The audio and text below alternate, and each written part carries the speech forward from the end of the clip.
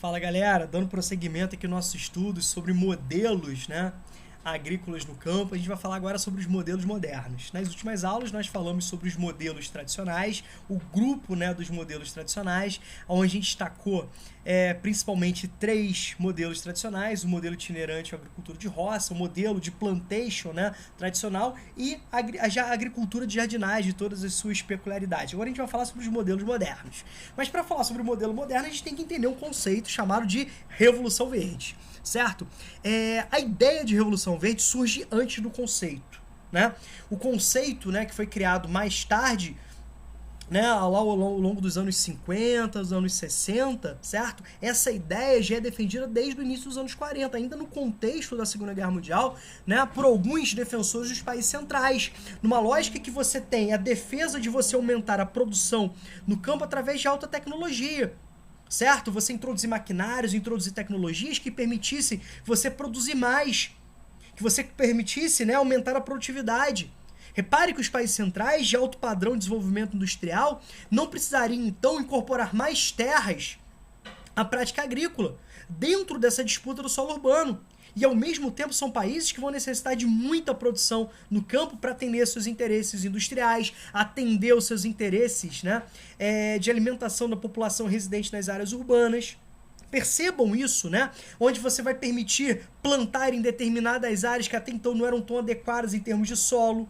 Você praticar determinados cultivos que até então não eram tão adequados. Repare que a maioria dos países centrais, né, tem territórios temperados, né, em clima temperado, que isso limita a produção de vários gêneros. Então isso aumenta a dependência da importação de produtos primários. Reparem na defesa, certo? Isso poderia trazer benefícios variados, né? À medida que você, até mesmo com a questão técnica, você diminuiria a dependência dos agentes naturais, né, dos fatores naturais. Você conseguiria corrigir um solo, adubá-lo, irrigá-lo de forma artificial, certo? Então você tem toda essa dinâmica. Aí esse conjunto de transformações, de modernizações, de tecnologias aplicadas no campo, inicialmente nos países centrais e mais tarde avançando para algumas porções periféricas, recebe o nome de Revolução Verde. Certo? Bacana? O verde, para você entender o campo, o setor primário e a revolução, através da introdução de técnicas modernas, de tecnologias, criando de fato, né, uma nova realidade produtiva no campo, tá bom? E obviamente essa realidade produtiva ela não está desconectada da cidade, não está desconectada da modernização da cidade, pelo contrário, é um processo de forte integração campo-cidade, tá bom? Beleza? De fato, né, esse modelo de tecnologia vai ser utilizada, né, vai ser difundida a Revolução Verde nos países centrais, aqueles que tinham condições técnicas, né, condições de pesquisa, condições de investimentos inicialmente, mas rapidamente esse modelo vai ser espalhado para o mundo, inclusive com o apoio dos países centrais, porque era uma forma de expandir seus interesses, né, é uma forma, né, de expandir, né, a ação das suas empresas também, beleza? E ao mesmo tempo você é apoiado pela ONU. Aí você fala, caraca, Rômulo, apoiado pela ONU? Como assim? Então, gente, entenda o contexto pós-Segunda Guerra Mundial, um contexto, né, da forte descolonização afroasiática. E um dos grandes aspectos dessa descolonização é escrachar para o mundo o subdesenvolvimento. E um dos principais aspectos do subdesenvolvimento é justamente a fome. De um lado você tem a difusão de políticas neomalthusianas, a gente vai estudar isso no capítulo, né, no momento certo de população, só que sem embasamento científico, os neomalthusianos vão defender o seguinte, cara, o planeta não tem condições de produzir riqueza, alimento para todo mundo. Então aí, ó, olha a guerra. Gente, essa é uma falácia gigante, né? O planeta produz mais alimentos, né, que daria para atender quase o dobro da população. O problema é a má distribuição desses alimentos. O problema é o seguinte, é ter acesso a esses alimentos, né? Essa é a grande sacada. E ao mesmo tempo você difunde essa ideia de Revolução Verde. Qual que era a lógica que foi difundida? Pensa, nos países periféricos, países de grande extensão territorial, né, com uma riqueza natural muito forte, com condições, né, naturais propícias para o desenvolvimento agrícola, que ao mesmo tempo, né, a maioria são países de grande população, seriam beneficiados com isso. À medida que você introduz tecnologia, à medida que você introduz, né, modernizações, você aumenta a produtividade, você extrai mais em menos tempo, você permite que mais territórios, né, passem a produzir alimentos. Aumentando a produção, aumenta-se a oferta. Aumentando-se a oferta, diminui-se o preço. Diminuindo-se o preço, aumenta-se a acessibilidade. Aumentando a acessibilidade, diminui a fome. Diminuindo a fome, diminui, né, as desigualdades, diminui a violência. E os países, então, irão caminhar para um desenvolvimento. Certo? Criando aquela falsa ideia que o subdesenvolvimento é uma etapa necessária para o desenvolvimento. Né? Igual que você trocando o nome, passando a utilizar a expressão em desenvolvimento, significa que você resolveu o problema, né?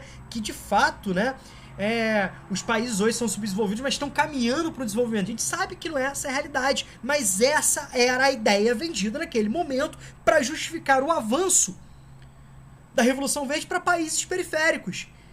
E quem vai se beneficiar com isso vai ser justamente as grandes empresas, as grandes transnacionais, as grandes, né, produtoras de maquinários, as grandes produtoras de tecnologias agrícolas, defensivos químicos, agentes químicos, adubos, fertilizantes industriais, organismos geneticamente modificados, tá legal? Então, reparem isso. Quando a gente fala, né, de avanço para a periferia, a gente precisa destacar a América Latina e a Ásia nesse cenário. E dentro da América Latina, o Brasil vivia um momento da ditadura militar. O que a ditadura militar vai se caracterizar? Por um processo, né, de grande abertura econômica para favorecimento do avanço da fronteira agrícola, né, para doação de terras no centro-oeste, para financiamentos extremamente vantajosos para os grandes empresários que estavam dispostos a investir no campo, com a justificativa de integração mundial, com a justificativa de modernização, com a justificativa de regionalização econômica, com a justificativa de manter um crescimento a ritmo acelerado, de forma a garantir a produção de matérias-primas para as indústrias, de forma a garantir alimentos para a população residente na cidade. Essa era a justificativa. Então a ditadura militar vai criar todas as condições políticas, legislativas, econômicas para o avanço e para a chegada dessas multinacionais. Obviamente, a cama já tinha sido feita, já tinha sido montada por JK. À medida que ele moderniza, cria atração de empresas e já cria essa integração campo-cidade.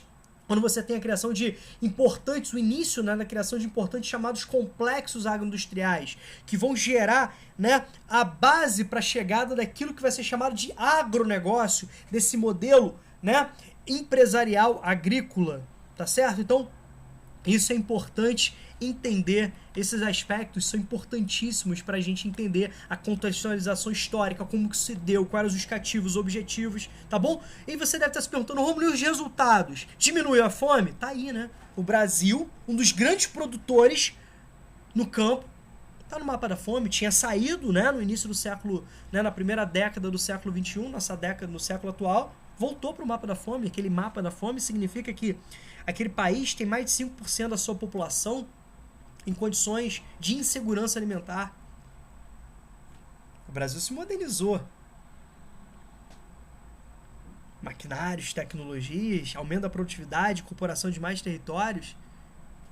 Mas o Brasil conservou a concentração fundiária, as desigualdades, as mazelas no campo, o êxodo rural, a exclusão, a pauperização no campo, os problemas ambientais, os conflitos no campo. Lembra do conceito, né? Modernização conservadora, que também pode ser aplicado ao campo brasileiro, tá certo? Espero que você tenha entendido aí o conceito de Revolução Verde, o que ela significou, né? As características e contradições desse processo, tá bom? Aqui, daqui a pouco a gente volta falando mais sobre modelos modernos.